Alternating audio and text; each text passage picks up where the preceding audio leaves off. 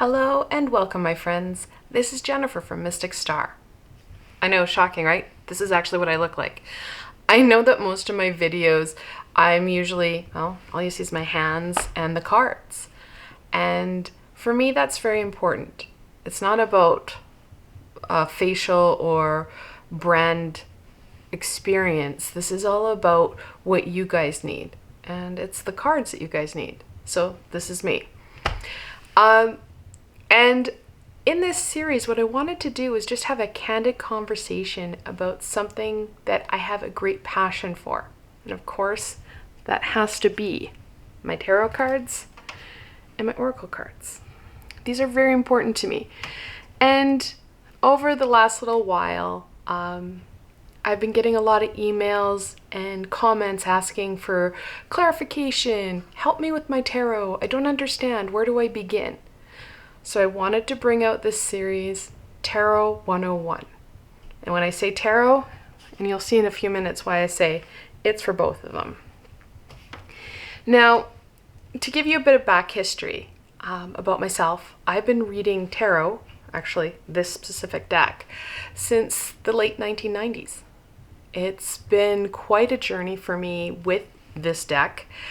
Kind of a love-hate relationship, I won't lie. Many people would recognize the original Rider-Waite. It's 78 cards of crazy, but the journey was well worth it. I now, no matter what deck I get, I can read it because I spent time with this, well, crazy deck. So my journey started out very tarot specific, I guess, if you will. I had a lot of teachers and friends who were teaching me tarot that were very clear that tarot was the only way to go and that you couldn't deviate from the pattern, from the static plan.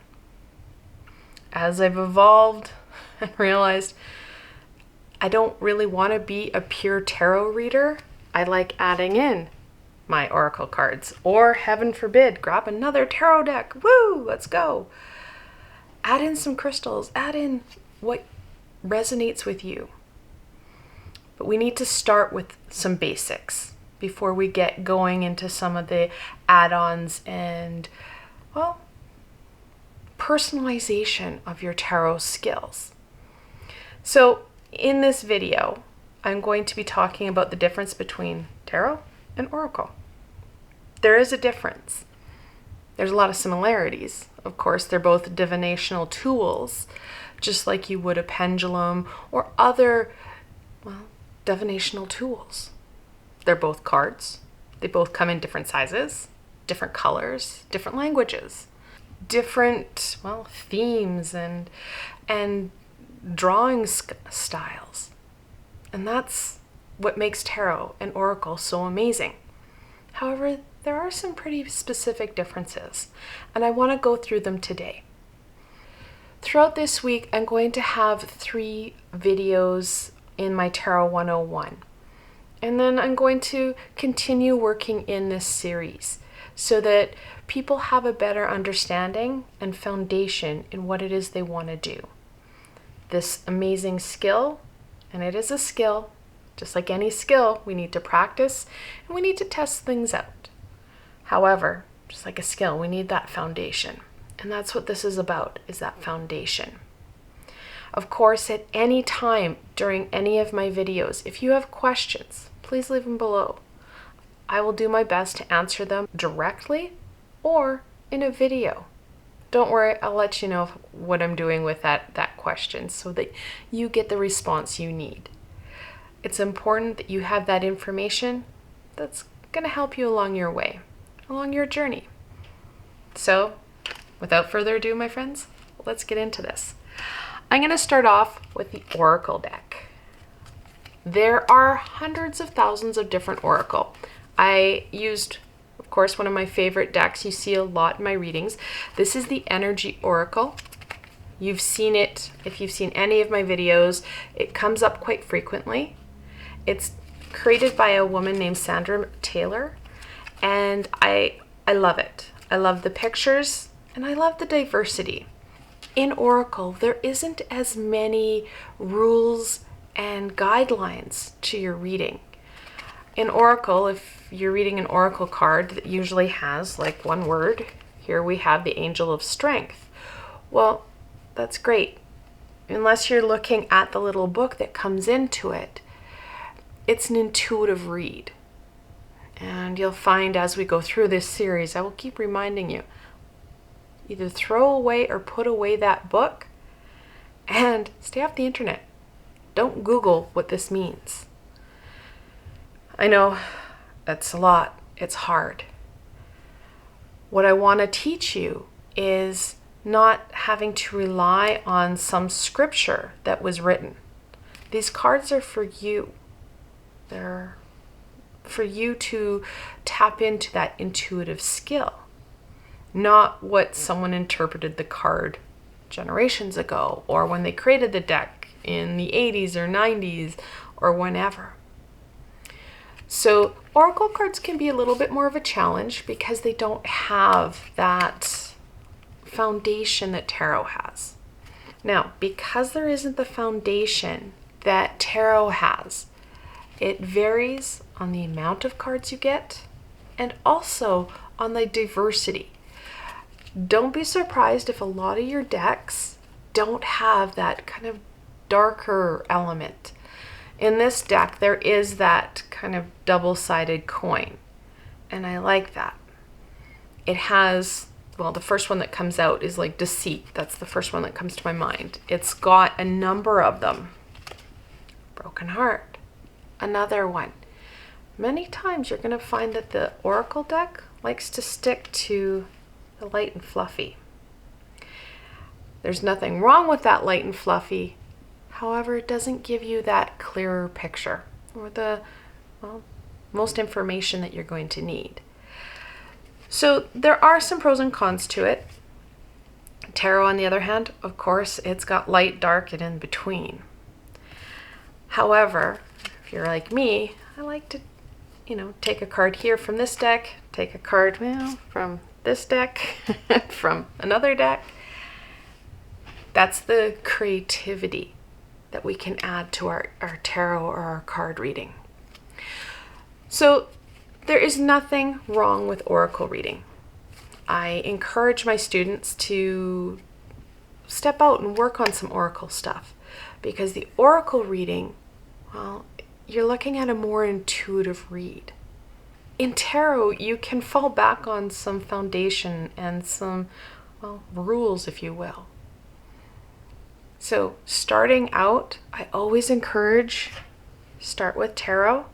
Once you learn the basics of tarot, doesn't matter what card you get, you're going to be able to read it. That's why I can pick up any deck and still gain the information and insight that you, myself, or anybody needs. So let's get down to the tarot now. Now, this deck, like I said earlier, this is the original Rider-Waite. I picked it up, I think it was 1997. Could have been 1996. It was a long time ago. This is an old deck. It's been with me for a long time. It's weathered well because it is an older deck. I have taken care of it, so the cards can last quite a while. And yeah, there's some security in it. Now, of course, the creator of this deck was Arthur Waite, and the artist was Pamela Coleman Smith. This is one of the decks. There is another. I have it with me. Oh, here it is. This is the Thoth Deck. It is different, yet the same. Okay? It has different imagery. I have a Thoth deck. A friend of mine gifted it to me because when I started out, he told me that if you're going to be a reader, you need to use this. I don't like it. It's not for me. These two decks are kind of the foundation and quintessential deck. This deck came out, I think it was originally printed in 1909, and this one was like 1911.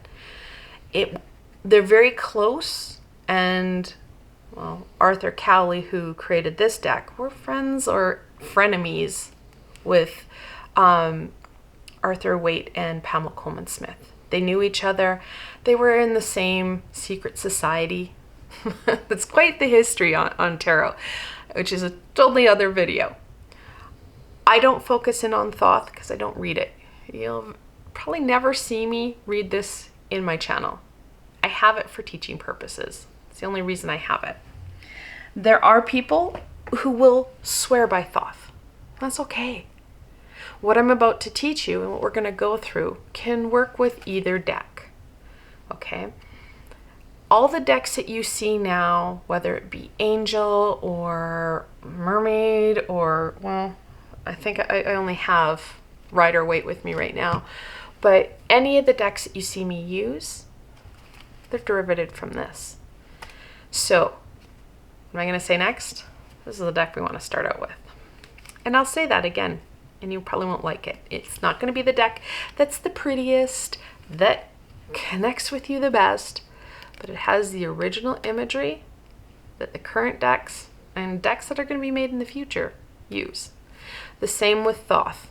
Not as many people use the Thoth as their foundation. They use the Rider Waite.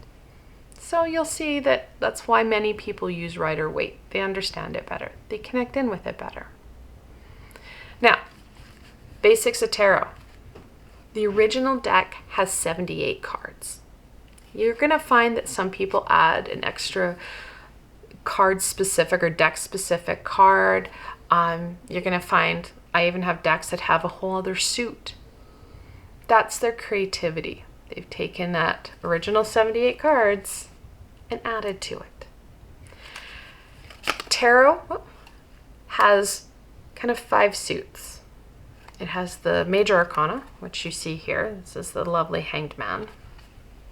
You have, of course, then the 4 minor suits that are in any derivative of cup, wand, pentacle, and sword. I'm going to get more into the suits as we go forward, but that foundation of the 5 suits gives us that stability to build off of, to work with and understand some of the imagery that we're going to see that will continue to be seen here. So you get where I'm going with this? We start out with something that has that foundation, gives us a bit of a training wheel, if you will, to get into some other stuff, to get into this or fancier decks that may suit you more. That foundation, that's the important piece.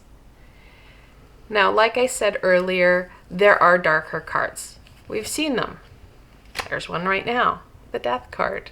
Like, it's not a cheery card. However, this transition card is very much needed. Many oracle cards, they don't have it, and that's okay. Knowing it and using it as a tool is going to help you with your repertoire. Think of it as a painter. A painter doesn't have just one kind of brush. He has many kinds of brushes. And that's what we need. This is very much an art form. It's a skill that we can use to our advantage and the advantage of those around us.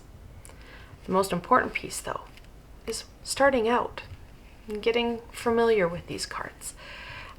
And that's what I want to do over the next couple of days. We're going to do some myth busting tomorrow, because there's a lot of them. And then the following day, I'm going to talk to you about how you can start out working with your deck. And then you can start that journey. And if you already have your deck, well, start playing with it. It's important that you get to know your cards. All right? If you have any questions, please leave them in the comment box below. I am going to be continuing this series. It's a series that I really wanted to start with 2021 with, because there is such a need for direction. This is going to be a fantastic journey, and I want to thank you guys so very much for joining me on this journey. Until tomorrow, my friends.